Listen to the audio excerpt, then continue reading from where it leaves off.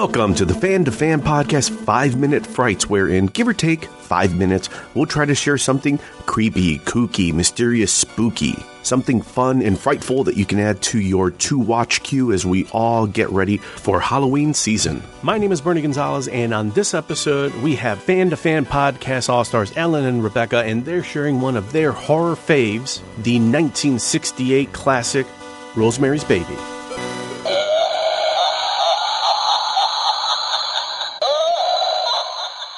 Paramount Pictures presents Mia Farrow in a William Castle production, Rosemary's Baby, co-starring John Cassavetes, written for the screen and directed by Roman Polanski.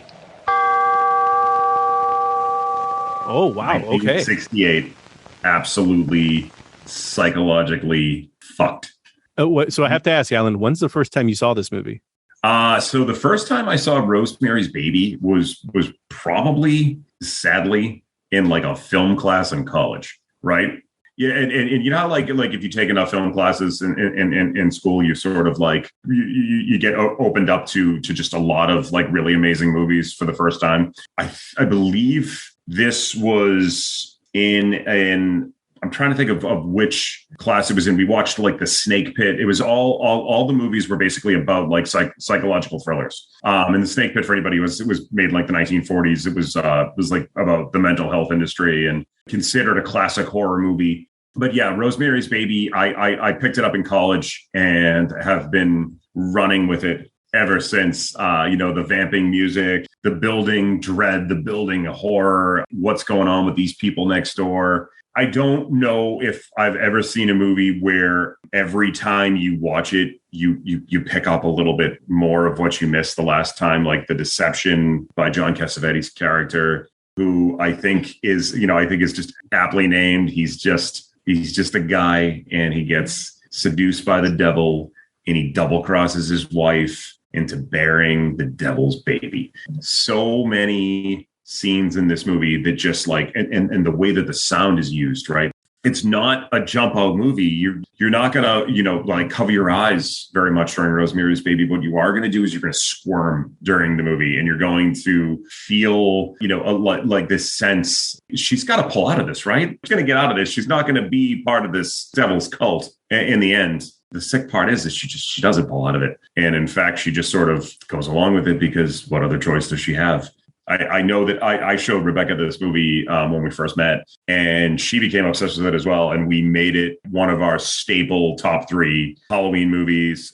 Like I said, not necessarily a classic horror, but a psychological thriller of the highest level. Definitely something we do watch, and I always save it for the end of October because it's so good. I like my best horror movies towards the end of the month. And this story is incredible.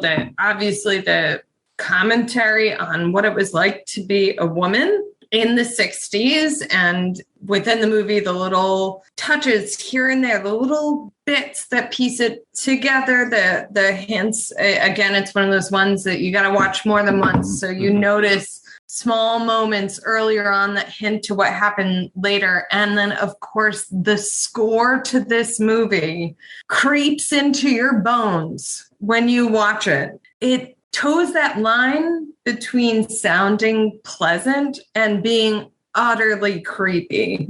I love that. I think that's really well said. Pete, do you want a nice Tanis necklace that I have here at my house? We got a little Tanis room. Mm-hmm. I am more than slightly embarrassed to say that I've never seen Rosemary's Baby all the way through. Shame. I know. I feel like I need to turn in my film and horror card because it has not happened. I feel like there's like a couple. It's like between Rosemary's Baby, like I've never seen any Godfather movie. Like both of those, when I mention that to people because they know I watch so many movies. I just have to pause here. How many times have you seen Troll 2? 3 or 4. You saw Trolls 2 more than once, and the documentary about the making of the movie. I've seen Birdemic 3 or 4 times. I saw The Room at Coolidge Corner Theater with Tommy Wiseau and Greg Sestero in person. So yeah, you got a high five, didn't you? I can't. If I've barely seen movies, but I've seen Rosemary's Baby, you need to have seen it. You gotta get on this right away, Pete. I'm embarrassed, and Rebecca's embarrassed for you. And that's hard. Anyone else out there listening can be embarrassed for me as well. I have no excuse. There is no excuse, so I won't try to provide one. Just to sell Pete a little bit more on the movie, Mia Farrow is brilliant, right? I mean, like she's had an amazing career, but I mean, I don't think she's ever done a movie where she was this transcendent, locked in to a role. The weight that she lost. So you have, the early scenes where like they're Guy and Rosemary Woodhouse, like young and upcoming couple, and then she's tiny and beautiful and like unnaturally small anyway. She did like the Christian Bale and like lost weight and like cut the hair and they put on the pale, and she's like legitimately, when you go back and you watch it as many times as I have over the last like 25 years, she's one of the scariest parts of the movie by the end. She looks like a walking skeleton. Like you can tell whatever is inside of her is killing her. Again, it's just a movie that builds and builds and builds, and the score is amazing, as Rebecca said. And I think that it's something that like I think, Pete, once you watch it like once, you're gonna be like, shit, I gotta go back and watch that again because I gotta put the pieces together. And I just want to throw in real quick, Allan mentioned the haircut that happens there. Vidal Sassoon. Yes, it was a haircut, a Vidal Sassoon haircut. It was an ultra short pixie, and this was 1968. So this has nothing to do with horror, but just a little shout out to what that did for fashion and hair at the time. This is a movie that influenced people to that level where women were suddenly cutting their hair very short that they hadn't done before. And it influenced style for many years to come.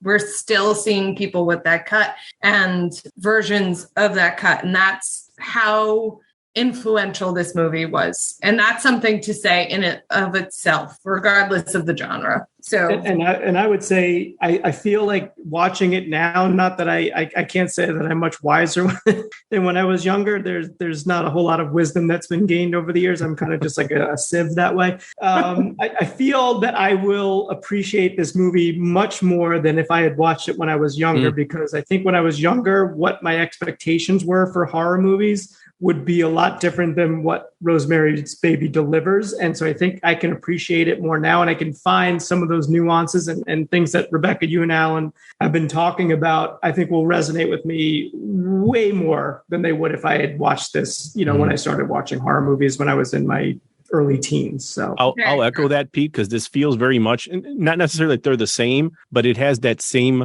level of horror inception as The Shining, where you watch The Shining once and you might appreciate it, you might love it, but you're going to have to revisit it like 3 or 4 times before maybe you kind of start getting it. There's something about Rosemary's Baby, and I've probably only seen it 3 times. Pete, you're absolutely right. Once you watch it now with hindsight, you'll be able to layer on like changing society, women's rights, not having control of your own body, and then how other people hijack your control, issues regarding being a new parent, on top of the fact that you might be carrying the devil's seed. You throw all of this stuff in there. I think now you watch it, and I think, Pete, you'll be like, oh, I can see that now. I probably wouldn't have seen that 10, 15 years ago. And you were probably too busy rewatching Troll 2 then anyway, so it didn't matter. I'm going to say this for certain. If I piss on hospitality, Bernie.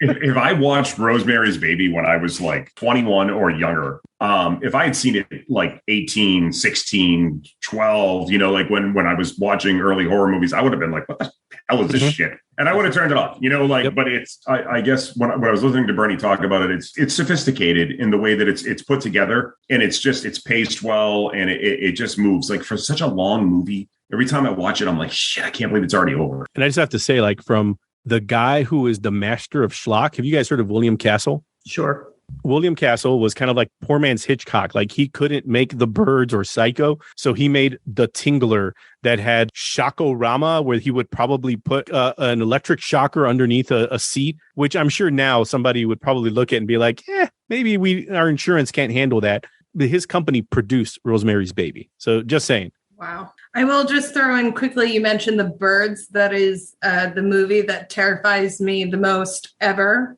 It is the scariest movie ever, and I know that's ridiculous, but you try watching that and then go to a Target parking lot. You're not a that might be my favorite Hitchcock movie of all time.